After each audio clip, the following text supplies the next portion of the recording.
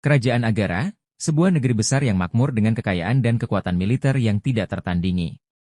Di bawah kepemimpinan Raja Harjuna yang bijaksana, kerajaan ini berada dalam masa kejayaan. Namun, di balik kedamaian yang terlihat, ada bayang-bayang persaingan dan perebutan kekuasaan yang siap meletus kapan saja. Dimulai dengan gambaran kerajaan Agara, dikelilingi oleh tembok besar dan benteng megah, pertanda kemakmuran dan kejayaannya.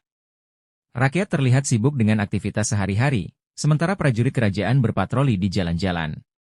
Kamera kemudian bergerak ke dalam istana, menyorot Raja Harjuna yang tengah berbaring sakit di tempat tidurnya. Dokter kerajaan yang terkenal mengatakan bahwa hidup raja hanya tinggal menghitung hari. Raja Harjuna memiliki dua putra. Pangeran Arjuna, putra sulung yang dihormati karena kecerdasannya dalam taktik perang dan kehebatannya di medan pertempuran. Dia adalah pewaris alami, seorang prajurit dan pemimpin yang tegas. Pangeran Jayanegara, putra bungsu yang memiliki hati lembut dan dipuja oleh rakyat. Dia adalah seorang diplomat ulung yang dikenal mampu menenangkan konflik tanpa kekerasan. Banyak rakyat jelata yang berharap dia akan menggantikan ayahnya sebagai raja karena sifatnya yang adil dan welas asih. Raja Harjuna telah mempercayakan nasib kerajaan kepada Pati Gajah, penasihat yang paling setia dan seorang politikus yang cerdik. Pati Gajah selama ini berada di belakang segala keputusan besar kerajaan. Namun, dengan kesehatan raja yang semakin memburuk, dia mulai merencanakan sesuatu yang jauh lebih berbahaya. Raja Harjuna dalam kondisinya yang lemah memanggil kedua pangerannya ke tempat tidur. Dia berusaha memberikan kata-kata terakhirnya, tetapi sebelum bisa membuat keputusan tentang siapa yang akan menggantikannya, dia jatuh koma. Tanpa adanya wasiat tertulis dari sang raja, jalan menuju perebutan tahta pun terbuka. Dengan raja dalam kondisi tak sadar, istana mulai terguncang. Para menteri dan jenderal terpecah dalam kubu yang berbeda. Sebagian mendukung Pangeran Arjuna, melihatnya sebagai penerus alami karena keahliannya dalam memimpin pasukan dan mempertahankan kerajaan dari ancaman luar. Namun, ada pula yang mendukung Pangeran Jayanegara, yang dianggap lebih cocok untuk masa damai dan memperkuat hubungan diplomatik dengan kerajaan tetangga. Pati Gajah, melihat kesempatan ini, memutuskan untuk memulai rencana rahasianya. Ia bermaksud mengadu kedua pangeran ini, memicu konflik di antara mereka dan, pada akhirnya, mengambil alih tahta untuk dirinya sendiri. Ia mulai mendekati kedua pangeran, memberi nasihat yang berbeda kepada masing-masing, memanipulasi mereka untuk saling curiga.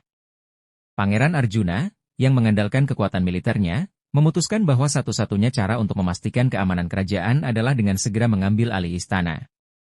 Dia mulai mengumpulkan dukungan dari para jenderal dan memanggil pasukan pribadinya yang berada di perbatasan untuk datang ke ibu kota. Sementara itu, Pangeran Jayanegara yang lebih lembut memilih jalan diplomasi. Dia mulai membangun aliansi dengan bangsawan-bangsawan kuat dan mengumpulkan dukungan dari para menteri yang lebih memilih penyelesaian damai. Namun, setiap langkah yang diambilnya selalu dihalangi oleh pergerakan saudaranya. Kedua pangeran mulai saling curiga, terperangkap dalam intrik yang diciptakan oleh Pati Gajah. Setiap keputusan yang mereka buat tampaknya selalu mendukung narasi bahwa saudara mereka berniat merebut tahta untuk diri sendiri. Sementara itu, Pati Gajah dengan cerdik memainkan peran sebagai penengah, berpura-pura memberikan nasihat bijak kepada keduanya. Pangeran Arjuna dan Jayanegara bertemu di aula besar istana dalam sebuah pertemuan yang diatur oleh Pati Gajah. Pertemuan ini diharapkan menjadi kesempatan untuk menyelesaikan perbedaan mereka secara damai. Namun, bukannya menyelesaikan masalah, pertemuan tersebut berubah menjadi ajang saling tuduh dan kemarahan yang memuncak. Keduanya menuduh satu sama lain sebagai pengkhianat yang ingin merebut tahta tanpa memikirkan kesejahteraan rakyat. Pertemuan berakhir dengan kegagalan, dan perpecahan antara kedua saudara ini menjadi semakin dalam. Rakyat mulai resah, karena tanpa kejelasan siapa yang akan memimpin, kerajaan berada di ambang kehancuran. Pangeran Arjuna, yang merasa bahwa dirinya berhak atas tahta, memutuskan untuk mengambil langkah drastis. Dia memerintahkan pasukannya untuk bergerak menuju istana dan menguasai pusat kekuasaan. Pasukan Arjuna dengan cepat bergerak, menduduki pos-pos penting di ibu kota. Pangeran Jayanegara, yang masih berusaha menghindari pertumpahan darah, memutuskan untuk mengumpulkan dukungan dari rakyat jelata dan bangsawan yang setia. Dia mengadakan pertemuan rahasia dengan para pemimpin desa dan rakyat jelata, berharap bisa mengumpulkan pasukan dari kalangan sipil untuk melawan saudaranya. Perang saudara tak terhindarkan. Pasukan Arjuna yang dipimpin oleh jenderal-jenderal berpengalaman mulai mendekati istana, sementara pasukan Jayanegara, meski kurang terlatih, memiliki semangat karena keyakinan bahwa mereka berjuang untuk keadilan. Pertempuran pecah di gerbang istana, dengan kedua belah pihak bertarung sengit.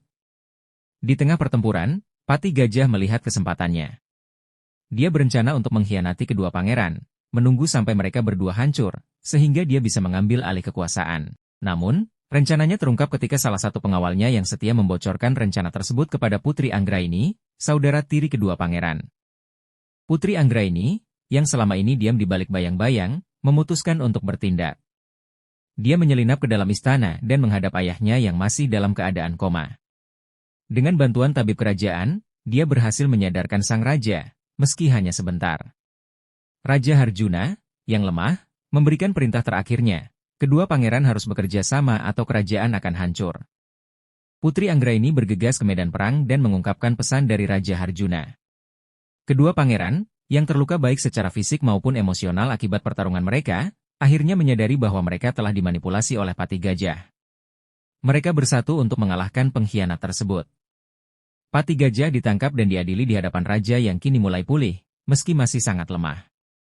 Dengan bukti-bukti yang jelas, Patih Gajah dihukum mati atas pengkhianatannya.